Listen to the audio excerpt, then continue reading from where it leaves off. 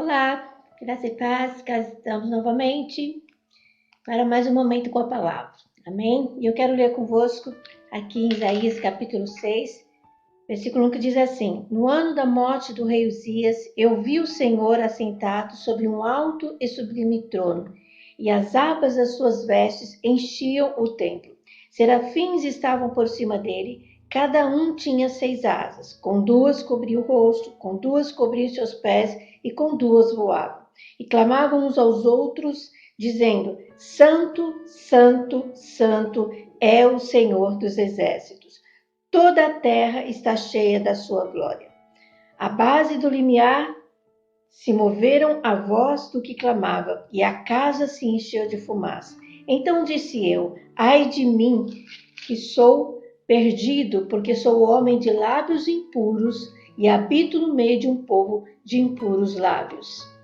E os meus olhos viram o Rei, o Senhor dos Exércitos. Então um dos serafins voou para mim, trazendo na mão uma brasa viva que tirara do altar com uma tenaz. Com a brasa tocou a minha boca e disse: Eis que ela tocou os teus lábios. A tua iniquidade foi tirada e perdoado o teu pecado. Depois disso, ouvi a voz do Senhor que dizia: A quem enviarei? E quem há de ir por nós? Então disse eu: Eis-me aqui, envia-me a mim. Então disse ele: Vai e diz a este povo: Ouvi e não entendeis, vede, mas não percebeis. Amém? Totalmente até aqui. Peço desculpa, a garganta um bocado seca. Esse texto, queridos, ele fala sobre o chamamento de Isaías, um texto muito maravilhoso. Mas eu quero me deter aqui em algo praticamente no início, primeiro versículo, né, do capítulo, que fala de como, do momento, né, que foi realmente esse chamado de Isaías, né, a época, o contexto do que foi o chamado de Isaías. E a palavra que Deus colocou no meu coração é sobre a visão de Isaías. Mas antes de discorrer sobre a visão de Isaías, preciso colocar aqui o contexto da época que ele estava e do que é mencionado nesse primeiro versículo, no ano da morte do rei Uzias.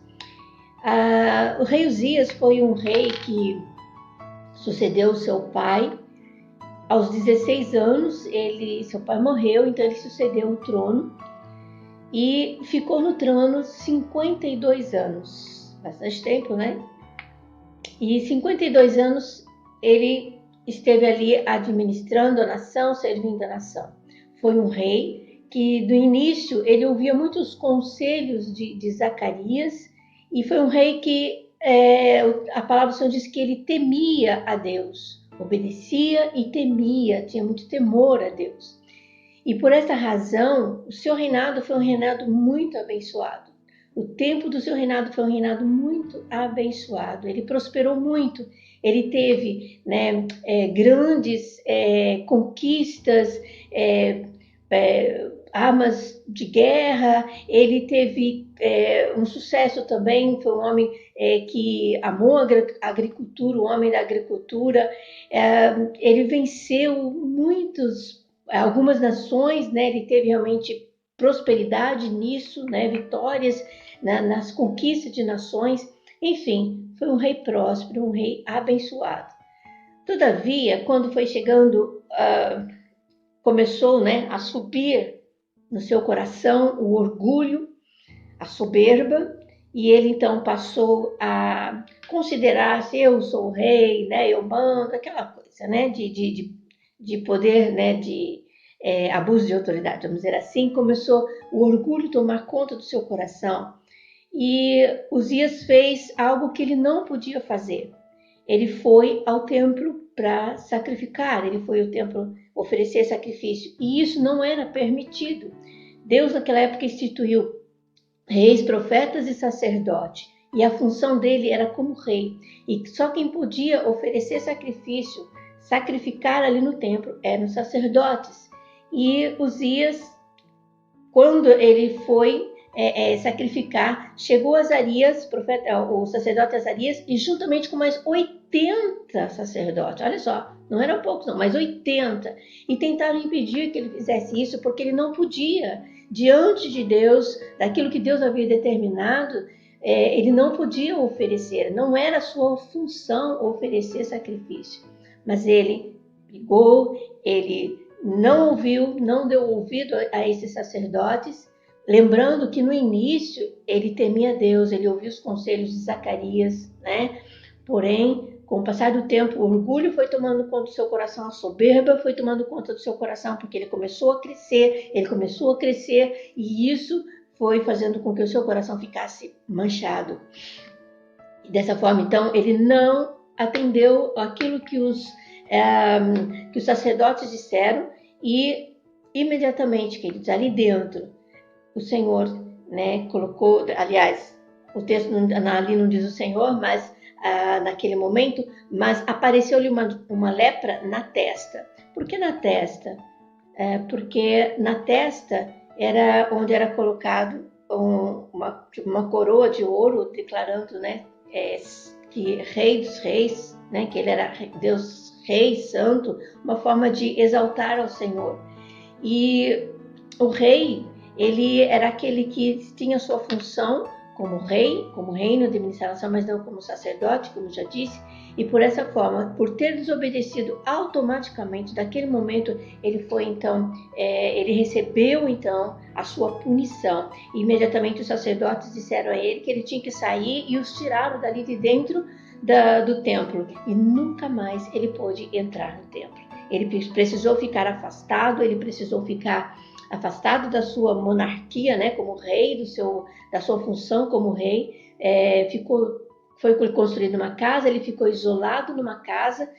Quando passava alguém perguntasse quem mora ali, é o rei, mas ele é leproso. Por quê? Porque ele pegou a lepra, ficou leproso, e o leproso, conforme a lei, ele ficava afastado, isolado de todos, porque ele era considerado contagiante, né? A lepra era contagiante e ele não podia estar próximo de alguém. E nessa condição, ele ficou até a sua morte, morreu leproso.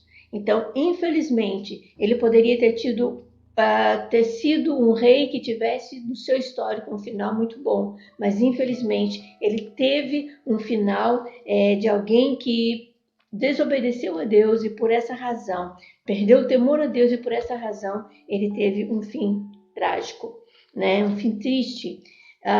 Ele não pôde ser sepultado juntamente na cidade de Davi. Ele foi sepultado na cidade de Davi, porém não junto com os reis. Ele foi sepultado longe, num campo longe. Por quê? Porque diziam, é leproso.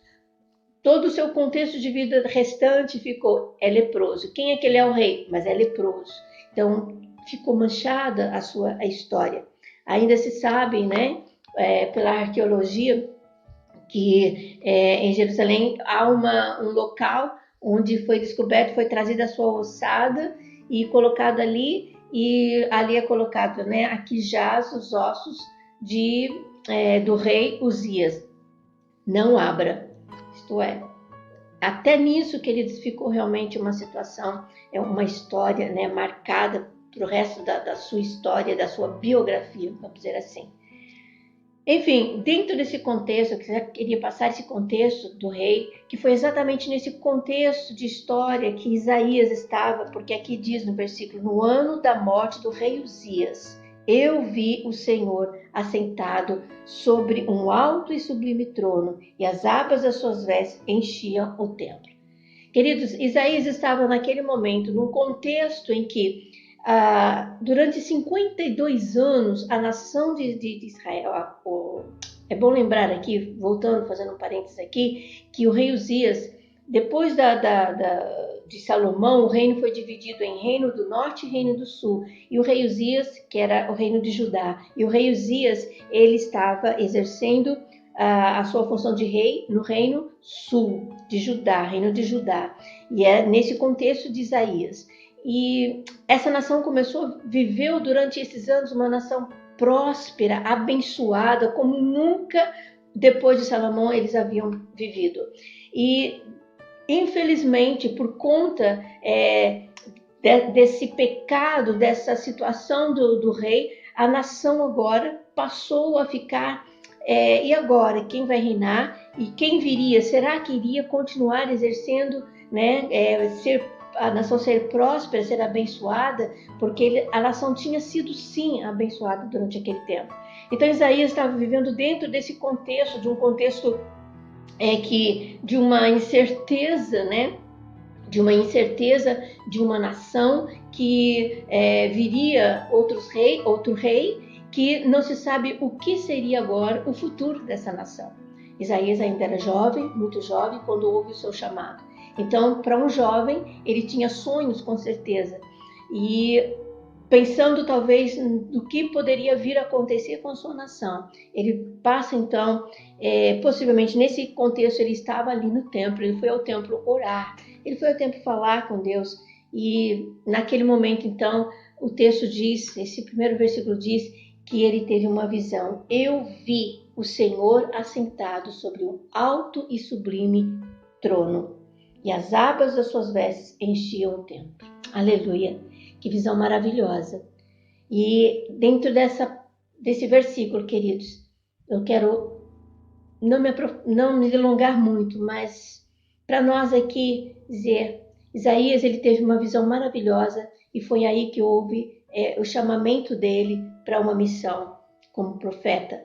Mas aqui fica uma pergunta para nós. Isaías ele teve uma visão, e essa visão que ele teve mudou todo o curso da sua história. Ele precisou dar uma resposta em relação àquilo que ele tinha visto, em relação àquilo que ele tinha vivido. E aquilo mudou toda a sua história. E agora tem para nós aqui uma pergunta. O que você tem visto? Qual é a visão que você tem tido, né? Diante de um contexto talvez catastrófico, diante de um contexto de ruínas, diante de um contexto mal que talvez você possa estar, viver ou ver, quando você vai buscar a Deus, o que você está vendo? O que você vê? E o Senhor nos convida, aqui esse texto nos convida a olharmos, termos uma visão para o nosso Deus, a termos uma visão daquele que está no alto e sublime trono. Isaías estava naquele momento, com certeza, como os demais daquela nação estavam preocupados. E agora, o que será da nossa nação? O rei morreu, quem virá? Preocupado naturalmente como ser humano, preocupado com as coisas daqui dessa terra, né, com a situação, né, daqui dessa terra. Mas naquele momento, Deus se apresentou a ele teve a visão, o Senhor se apresentou a ele, e ele teve a visão do Rei dos Reis e Senhor dos Senhores, aquele que está vivo e que reina para sempre. E o Senhor nos convida neste momento a também a olharmos e levantarmos nossos olhos e ver, né, e contemplar aquele que é o Rei dos Reis e Senhor dos Senhores, aquele que está acima de tudo e de todos, de toda a situação, de todas as circunstâncias que muitas vezes aos nossos olhos pareça estar perdendo o controle. O Senhor nos diz através dessa palavra, desse texto, ele não perdeu o controle, ele não perde o controle. Ele é rei, ele é soberano, ele está acima de qualquer rei aqui nessa terra, qualquer situação nessa terra, qualquer problema que pareça catastrófico, qualquer dificuldade, qualquer cenário de destruição, cenário ruim que possamos estar vivendo. E o Senhor nos chama neste momento para termos a nossa esperança, colocarmos a nossa esperança naquele que está acima de tudo e de todos, o Rei dos Reis e Senhor dos Senhores. A Ele toda a honra, toda a glória, aquele que é santo, aquele que é soberano, aquele que tem nas suas mãos o poder, aquele que tem nas suas mãos a autoridade. É a esse que nós somos convidados a estarmos olhando, colocando os nossos olhos e adorando. Isaías, ele viu o Senhor assentado no alto e sublime trono. Olha, queridos, que maravilhoso. O Senhor nos convida a estarmos olhando para aquele que está sentado no alto e sublime trono. Mas também a sua palavra nos Salmos diz que esse mesmo rei, que é soberano, está sentado no alto e sublime trono. Se necessário for, muitas vezes ele se levanta para contemplar os seus filhos aqui na terra. Aleluia! E pode ter certeza que o Senhor está a contemplar as nossas necessidades, o Senhor está a contemplar a nossa situação, porque Ele não perde o controle. Ele está assentado no seu trono. A terra é estrado dos seus pés. Ele tem todo o poder. Que eu e você possamos descansar na verdade dessa palavra, olharmos, colocarmos o nosso olhar e também temos a visão. E a minha oração neste momento é para que o Senhor desvende os nossos olhos, assim como diz lá no Salmo 119, desvenda os meus olhos para que eu contemple as maravilhas da tua lei. Ou também como o Senhor, no contexto lá de Eliseu, que disse, Senhor, desvenda os olhos do moço para que ele possa ver, né, o livramento que o Senhor está dando com os seus cavaleiros, os seus cavalos, os seus cavaleiros, o Senhor está enviando para nós. Que o Senhor tire as escamas, que o Senhor mostre, né, que eu e você consigamos enxergar dessa forma aquele que está sentado no alto sublime trono e tem nas suas mãos o poder. Todo o poder está nas suas mãos. Não importa o que está a se passar. Eu sei que é um momento difícil, um momento que todos estamos a enfrentar, que todos estamos a passar, um momento crucial, um momento em que está trazendo instabilidade em algumas áreas, mas a verdade é que aquele que está sentado no trono, ele é estável, ele é rei, e rei é rei, rei tem poder, rei não se balança, o trono dele é permanente, o trono dele é eterno e ele não muda e ele tem o poder. Nós não precisamos nos preocupar. E se acabarmos aqui, com certeza tem um reino garantido que o Senhor foi preparar para nós na eternidade. Amém? Que Deus possa nos abençoar, que a circunstância dessa vida, nesse tempo que estamos a viver, possa ser um momento de nós olharmos e termos a visão do Deus Santo, do Deus poderoso, do Deus que está sentado, que tem nas suas mãos todo o poder. Costumamos muitas vezes dizer sobre aqueles que estão, né, poderosos no mundo, né, vamos dizer assim, mas na verdade o nosso olhar deve estar naquele que é mais poderoso do que todos os homens. Amém? Que Deus possa nos abençoar no nome de Jesus. Eu aproveito aqui para deixar meu abraço também e os parabéns, as felicitações a todas as mamães daqui de Portugal, porque hoje se comemora o Dia das Mães aqui em Portugal. Então, receba o nosso abraço, que Deus possa te abençoar e que você tenha também a visão daquele que é todo-poderoso para te ajudar nessa tarefa maravilhosa como mãe que o Senhor lhe concedeu. Amém? Deus abençoe no nome do Senhor Jesus Cristo.